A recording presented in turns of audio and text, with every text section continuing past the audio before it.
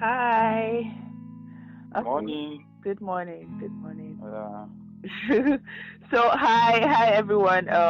You're listening to the Self Apology Podcast, and this is your girl host, Izine, and I want to say Happy New Year to everybody, and thank you so much because I've been seeing the numbers increase, even though I haven't been putting out work. So today I have all the way from Kaduna, Dr. Adiko Akato, and he's a mental health therapist at the Holistic Specialist Hospital, and he's a mental health counselor at the Primary Health Care Corporation. Hi, Doc. Can you say hello to them, even though you said hello the first time? okay. Hi. Hello. Morning. Hi, good. My name is Akatsu Ajiku. Okay. I'm a therapist. Okay. So today we'll be talking about attempted suicide, and as always, Doc, because you're as always like every page, there's a page from my book which is linked to every topic that we have. So today I'll be reading from page 104 from the section for your mind, and it goes like this.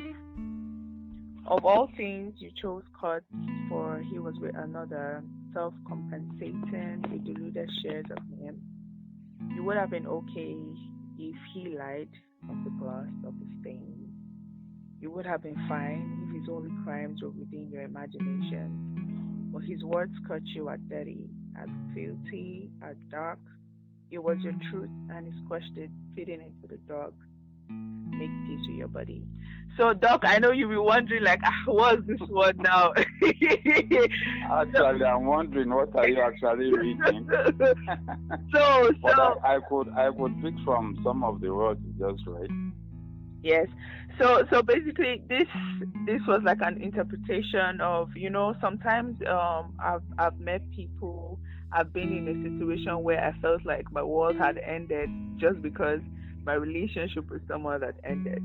You get me? But then, like, I saw, like, in some cases, it gets so. I've seen situations where some people attempt suicide because of that, and I know that there are other causes of. I know that there are other things that causes people to actually have suicidal thoughts and do that. Yeah. So that's what we are here to like discuss about. Okay. So what are your thoughts on like suicidal thoughts and yeah? All right. Generally, people have to know much about their mental health. Yeah. Which could be a factor to determining how they can be able to live a healthy lifestyle. Yeah. You see, when your mental health is being affected, it creates so many problems as regards to your neurotransmitters, which actually play a major role in an individual's life. We have so many neurotransmitters that could determine an individual's behavior, whereby the person can actually behave normal and behave abnormal. For example, the dopamine, which is responsible for the reward system of the human brain.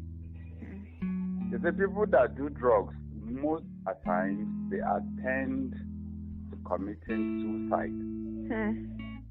But obviously, people who do drugs, they don't just actually start drugs because they wanted to start. Some do it based on experiment. You can say based on peer pressure from people, from friends, from family. And in other case, because they are depressed, which everybody knows, depression is actually a predisposing factor to one committing suicide. But so many people use that as a defense mechanism to actually say, okay, since I'm depressed, my life is being cut short. I'm a burden to people like that and all that. So the easiest way out is for me to just end it. There was a story about a woman in Lagos. Probably you've heard it.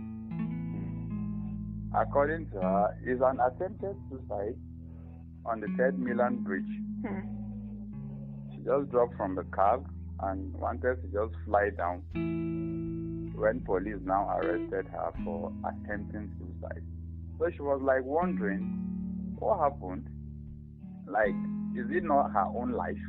Exactly. So why would the authority arrest her for taking her own life? But the Act 327 is actually there to protect people from committing or attempting suicide. So because she said she's a big businesswoman in one of the markets in Lagos, that she's owing some of the Swiss guys that sell all these high Swiss materials, some whooping some of millions of naira, and her son was, because of that, her son had to leave her and all that. So she couldn't turn to anybody. The only thing she could think of at that time is to commit suicide. So now you can see that the woman is depressed. That was why she had to make an attempt to even end her life at that moment. So if people can know the factors that can lead up to that, yes, that can lead us to committing or attempting suicide, I think it can go a long way in preventing it. Because prevention is for you to actually know what triggers you to commit that act and also to prevent it.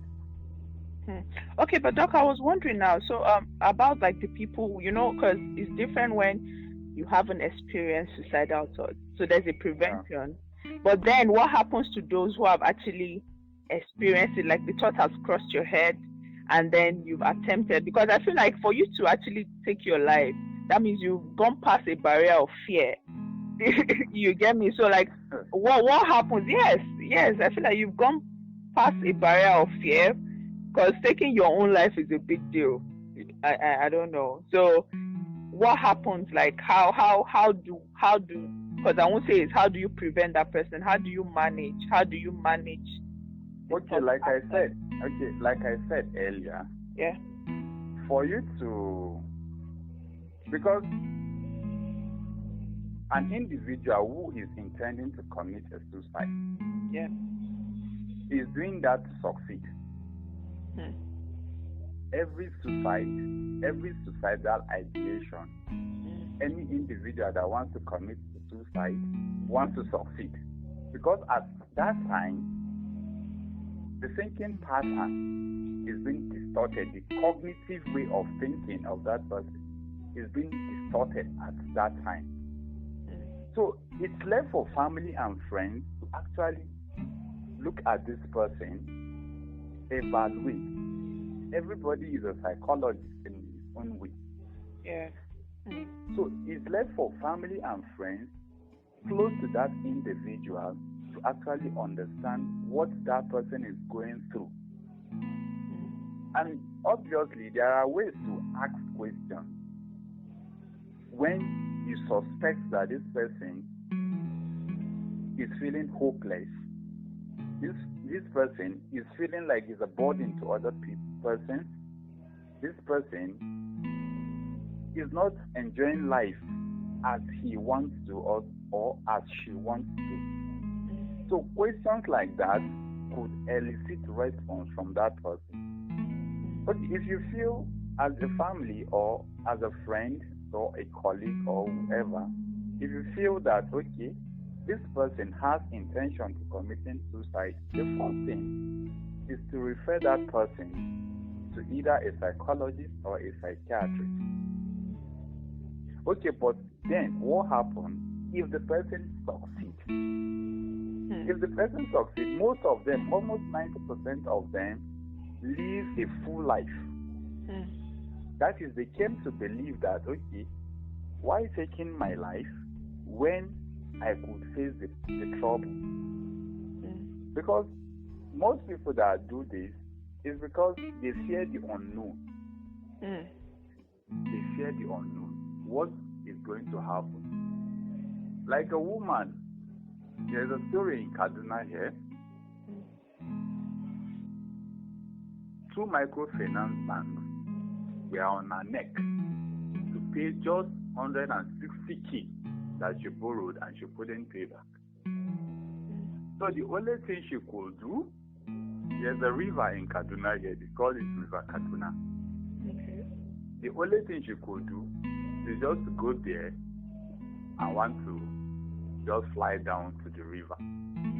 But fortunately for her, there are divers there, and they were able to rescue her from that situation. So, but you know, people that have this intention to committing suicide, they don't have a mind of their own. So it's always left for families to be vigilant.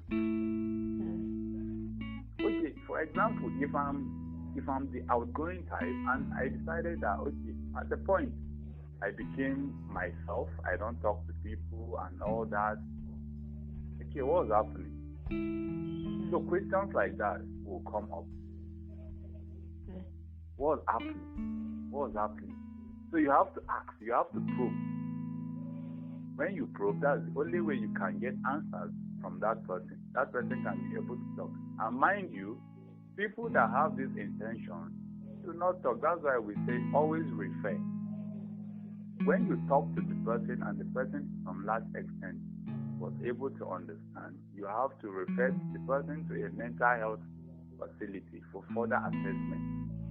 Of course, we have so many questionnaires that can use to assess one's intention and the level at which the person is wanting to take his or her life.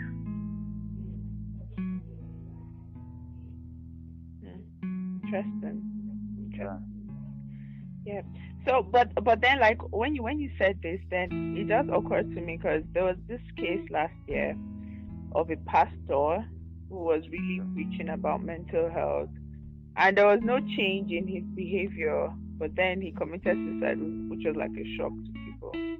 So I don't know, like, because it's almost like the more the awareness, the more the, how do I put it, like you know, like with the rise of mental health awareness, everybody like, oh, ask if you notice a change in character, and then you see people still just winging at whatever they are doing, low key, but then low key they are just sad. So it's almost like awareness, yes, but then it's making it more difficult to actually figure out when someone really needs help. I don't know. Okay. Yeah, you know, suicide in itself is a tragedy. Yes. And in some extent, is a mystery that is very hard for you to unravel. Yeah. You see, you from a distance, you can't tell what one is going through. Yeah. People can just be normal, you know, but deep inside them, they are not actually happy. But the thing with mental health awareness is an ongoing process. Probably if a pastor is talking about preaching against suicide and all that, he hasn't hit the point. At the end of the day, he took his life because he felt as a pastor. You know, denial is a big self mechanism. As a pastor, he felt he cannot go and tell other people about his own problem because he's hiding it. Yeah. So most persons, they hide their problems, and in turn they want to advise others while doing injury to themselves. So in this case, this person is probably, he could be depressed, he could have a mental illness like bipolar, schizophrenia, or any other mental illness you could think about. But he couldn't come out and discuss it with the important people around him. So one aspect of prevention is for the person to actually talk about it. You see, when you talk about your problem, Yeah. people could actually help. I think you understand where I'm heading to, right? Yes. All right. Yeah. Wow. Thank you so much. Thank you so much. I don't know. I really don't have, like, I think I've learned a lot from what you said. Yes. So thank you. And thank you so much for your time too, most importantly. So, yes. And we've come to the end of today's podcast. So thank you for everybody who's listening. I hope you're able to, like, learn something. I hope you've been able to at least learn something. If you're struggling with depression, I hope you've been able to learn that you need to talk for you to find help. And then if you have someone who you know is going through a tough time and you're trying to figure out how to help the person, I hope you've been able to learn something from today. So yes. All right. Let me make a last point. Okay. Is this stigmatization is one thing that people fear. Most people that have the ideation to commit suicide and don't want to talk about it is because they are afraid of stigmatization. Okay, if I tell you today that I'm the outgoing type, like you know me like an outgoing type, and now I can't even go out and mingle like the way I used to. But there's something eating me deep, but I couldn't come out and tell you because I'm afraid that you would go and discuss my problem with another person, and in turn the stigma will be there. So people are always running away from this stigma. That's why they can't come out and say what their problem is. So I want to urge the public, mental health is everybody's concern. Yeah. And people that have this mental illness, it's not their fault. Yeah. It's just the changes of the hormones in the body that causes most of this mental illness. And most importantly, again, the general public should be aware that drug abuse is another predisposing factor to people committing suicide. So to some large extent, we should do much more of substance abuse awareness and further prevention. Very, very important. True. Thank you. That was deep. Thank you so much. Yeah. Welcome. All right, guys. So, bye.